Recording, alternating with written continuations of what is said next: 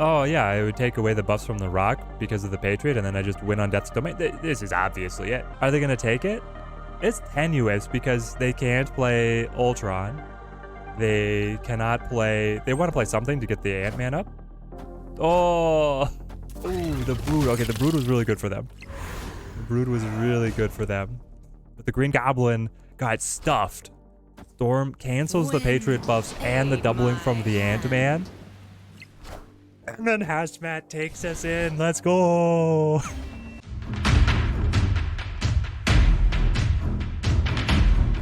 Welcome my friends back to Marvel Snap. For today's deck guide, we're looking at Cerebro.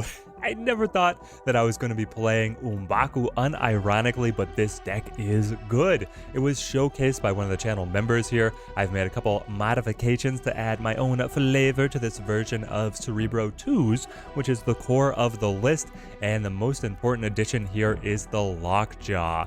Cerebro Fetch. Cerebro lives and dies on being able to get the titular buff card here at the center of it all, so Lockjaw is allowing us to go and fish for extra chances at getting him to appear on the board if we have not been able to draw him, which is a synergy that I absolutely love, but Lockjaw fits in more places as well. We have the Hobgoblin that if he sails across, opens up an additional space on Mr. Lockjaw. Nightcrawler, if he comes up, we can move him to the side, still have additional spaces on the Lockjaw, and we can feed the M'Baku to the Lockjaw, sending him to the deck, and then at the end of the game, M'Baku will still be able to jump out to be able to get his presence back onto the board. It is random, it's incredibly unreliable, but the Lockjaw does add a significant level of consistency to the deck as the whole, and I really love it. So to round things out, we have Iceman, Scorpion, just reliable on reveal triggers for good value. The Luke Cage, which I think is incredibly pivotal to a Cerebro deck, being able to prevent anything that's debuffing our cards from just breaking the back of the power curve that we need. Goose for the control against the opponent, and then I am squeezing in the Hazmat alongside the Luke Cage. It is a pretty tight competition on where some of these cards fall because Daredevil really loves playing in this deck, especially with the synergy alongside the Hobgoblin, but I've edged him out just in favor of the Hazmat in particular. You can drop her, then you're running less risk to yourself. You can run the Daredevil for more consistency on the Hobgoblin, but I love Hazmat so much, one of my favorite cards here, and the Luke Cage already included in the deck gives me an excellent opportunity to be able to showcase the Toxic Queen herself.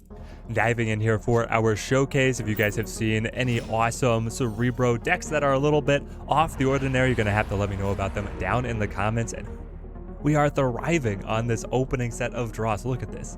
Necrotia, Luke Cage doesn't care. Death's Domain, Storm is going to get us in there. We have so many options here to be able to break the game open. How do we want to start? I think you go Scorpion. Hold the Storm for a finale. Looking at maybe Storm Hazmat as a finish, trying to have a lot of cards on the opposing side of the board for us. Onslaught Citadel. If only we can find Cerebro. That is still going to be essential. And here I think that we do just play the tempo M'Baku. I don't love it, but we don't have the Lockjaw in hand to foresee being able to cycle him back into the decks. We're going to rock with this. Very happy with the Luke Cage and the Necrotia synergy. There goes Debris. Not going to slow us down. With Debris, they're probably Patriot, which means they can really capitalize on the Onslaught Citadel here themselves. We can maybe slow them down like Goose Hazmat here. I'm flipping first though. I'm only affecting 3 of their cards. I think it's too early. We'll go Nightcrawler instead. He can move to the side. Maybe cause the opponent to despair a little on the Nightcrawler flitting over. But what they want is Patriot, Blue Marvel, Mystique, Kazar, all on Onslaught Citadel, and then they're going to try and find a good spot to be able to Ultron. The Goose restricts their Ultron options a little bit. Obviously, they wouldn't play to Death's Domain unless they read that the Storm is incoming, but I doubt it. Ant-Man. There's a Patriot. There's a Patriot. Exactly on cue. Hobgoblin is looking nasty at Necrotia. I mean, that's neg 10. Hobgoblin is buffed by Necrotia. And then the Nightcrawler is doing all he can. Come on, Cerebro. Well, The deck does get the added efficiency from the Lockjaw in here, but if you don't draw Lockjaw or Cerebro, I guess at least on the bright side, we didn't have Mystique gumming up our hand. We'll see what we draw. There's still a chance. There's still a chance we wheel it back in. But how? How? If we don't get Cerebro, Death's Domain is looking completely doomed. Honestly, it's going to be Storm to cancel Onslaught Citadel if we don't find it. That's the move. And then try and be able to win Onslaught Citadel by just the base power, and then win Necrotia by right of Hobgoblin. So, if we concocted a winning game plan out the gate without our most powerful cards and the cards that we're naming the deck after, I'll be quite happy. Oh, Wombaku hit the board. Wombaku hit the board. We did pay for it. Are you going to spread the Mystique over here? There's the Shocker. Surfer Patriot. Very nice. There's the Mystique. Okay, well.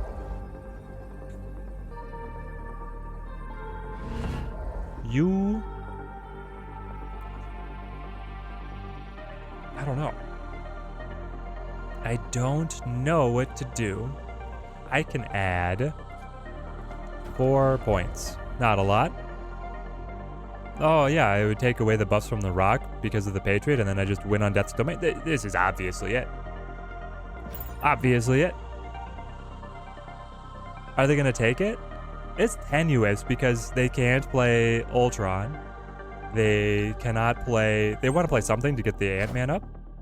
Oh! Ooh, the Brood. Okay, the Brood was really good for them. The Brood was really good for them. But the Green Goblin got stuffed. Storm cancels the Patriot buffs and the doubling from the Ant-Man. And then Hazmat takes us in. Let's go! Ah, feels good. Luke Cage, Iceman, and then the Mystique. We've got pieces. Adelan gonna shuffle away. Okay. We can set up Iceman, the Luke Cage, or the Goose. Do away with the Mystique. Hopefully draw into the Cerebro. Asgard. I would really like the extra draw. I feel like you do Scorpion first. Put a little bit of pressure on him. That flips on turn 4. I want Luke Cage quite badly. There's Cerebro. You have to before he gets shuffled away. I think that this is the play that you're required to make. Legally obligated to play Cerebro in this situation. They get the Zabu. Can I find Mystique back? I do not find the Mystique back. Well, fine. How do you lay it around now? I don't know. Does the card draw benefit me? They could get suckered into pressuring for it, and then I say, well, with the Zabu, they're probably Hawk, which means if I draw 2 cards, that's 4 power less on their Hawk.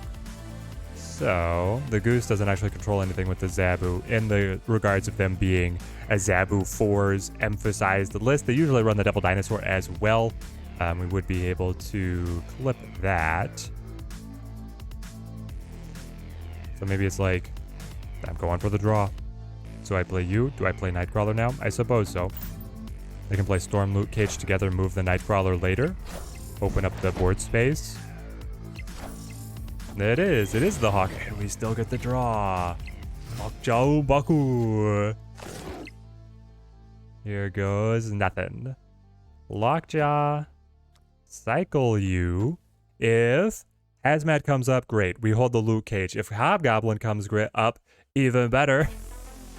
He gets thrown across, and then I have open space to be able to cycle the Mystique to be able to fish for... No, I'm guaranteed to the draw. I'm guaranteed the draw. Being guaranteed... hang on. No, this is good, because then I will have 1 card in deck. We can make sure that it's the Wombaku. But we'll see how it plays out. I'm getting lost in the sauce here. I draw Hobgoblin. I do have 1 card in deck. It is Wombaku. The guarantee. The guarantee. So he jumps for free. I have Luke Cage, of course, to be able to get these guys back on power curve. And then I really don't have much else. It's just Storm. It's Storm and the ability to move Nightcrawler, right? Move left, move right. I think I move here. Put it all in Mr. Umbaku's hands. We made sure that he was seated in the deck via the Lockjaw. We fished out the pieces that we wanted. Come on, don't fail me now. We're buffed. 9 points on right. They did amp up the Hawk because they got the double rock slide. Umbaku hits the board and we take it home. The Umbaku placement didn't actually matter. His grunt just signifies our victory. R with no name. Brilliant location for us if we are able to find the Storm and then unwrite it. Make that last moment switch on the opponent when they're least expecting it. Jotunheim. Okay, so Luke Cage, well, I jump to the side for now. And then the Goose is brutal, right? Either play the Bar with no name and lose, Jotunheim and get debuffed, but you can't put any big cards over here. I like it. Little Scorp. We'll see when Lockjaw comes around. It's probably going to be like a final turn. Lockjaw to Jotunheim, Umbaku gets in, cycle around, try and find the pieces that we need. Get the raft? I gotta rush it, eh? It's so weird. So the location is filled. I have to be able to find Cerebro to be able to get buffs. I can't actually use the Hela myself unless I wanted to play her in an odd situation where I try to get her debuffed at the Jotunheim. Anyway, they got a 2-power lizard. This is great. What do I want? I want to go fishing for good cards. But maybe I want to wait and do that next turn. The full pass seems really weird, but if I don't find the Luke Cage, Jotunheim would be lost to us anyway. So I think it is Umbaku first and then Hela next, because I don't want her coming back up on board. If she comes back up on board, she's locked there. This way, she's going back to deck. I could draw her again, or on a future Lockjaw cycle, potentially get her. It's low odds. This is hedging my odds as much as I can. Umbaku cycles for the hazmat. Yep, gonna really need that. Mr. Cage, please. I got Cerebro. They zero out. Titania. Okay. Card draw. Storm. Oof. I accept your snap, Shuri. I am unafraid. Storm on the left, but I think I have to wait. Please draw the Luke Cage. I could draw. I mean, there's other options of what we could draw, and then we just cycle it at Jotunheim. Gosh. Okay. Sure. Now he goes away. So are they actually confident to true snap? Why would you play Kang on 5? Rather than waiting for 6? I feel like they could have gotten a lot better information. Anyway, I'm not snapping. We're in a very tenuous position. They also full pass just for the Sunspot's sake. Makes sense. Got the Hela. Come on. Storm. Hela. Fish, baby fish. Hobgoblin is okay. Negate to the other side of the... Nah, Hobgoblin would still take us down. What else? The Cerebro now is buffing everything at the raft, which is as we like. If I could get Luke Cage, then we're gold. Definitely don't want the Umbaku coming back up. And then technically I am allowed to play the Mystique. Not that she matters. No. I will just hold. Alright, Heart of the Cards. She-Hulk. Ah. Red Skull is going to mess everything up anyway. Because even if I get the Luke Cage here... Yeah. Now, because the Red Skull is buffing us, we're only putting the buffs on left, but they're still taller. Yeah. Shuri with the Red Skull is our worst matchup. Because the Luke Cage will prevent our cards from being debuffed and then losing the power curve, but the buff from the Red Skull, we can't do anything to that. The peak is screwed over. And, well, not entirely. The Storm means I don't play the Storm, is what it means. The Luke Cage actually now has reached the point where Cerebro would be able to buff him. Let's go Scorpion. Trim a little off the top of what I'm anticipating to be a Shuri deck, showing 0 here. It could also be the new Attuma deck that is everywhere. They're just desperate for anything fresh, anything new right now in Snap. Towards the end of the season, it gets like that. People are like, yeah, the cards, we've seen them all play out. They got the Polaris. What does that tell me? Polaris is normally in the standard Shuri deck. Nightcrawler, of course, is going to move to Sanctum Sanctorum. Don't see any reason why not to do it now. I don't know, I guess we could just wait anyway. There's not really a reason to or against. Iceman Cage. Hold Storm. Next turn, Hobgoblin. As long as I can win one of these lanes guaranteed, which is going to be the Vault, by the way, because that'll lock down. I can win Sanctum Sanctorum guaranteed with the Nightcrawler. And who knows? Maybe M'Baku will reinforce his little friend with their squirrely capabilities. 6-6? 9-6. Okay. And there's M'Baku, so I don't get him jumping from the deck.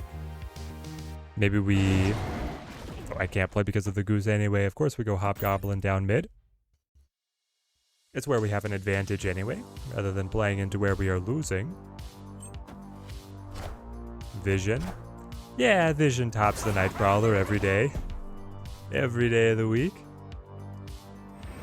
Ouch. Got the Cerebro, though. Cerebro, M'Baku. And then I move Nightcrawler left, eh? Wow, is that the play? I think that they feel they have to throw Vision to the Sanctum. Then his points are lost. We will be at 12 on mid. And then we'll be taking the Vault for sure. That's going to be 8-16. That feels pretty powerful. How strong of a card do you have to drop down on our heads here? I can't play this. I wish I could play the Storm. I would feel so much more confident if I could play the Storm here. They do move on right. They knew they had to do that. They only play the Cosmo? You only had the Cosmo? You were never safe. Never safe there in the Vault. The Cerebro tendrils will reach through the Vault walls. Victory. So here's the deck in all of its mass buffing slot machine glory. I really love this version of the list. The M'Baku, not just a meme, it actually is a capable deck.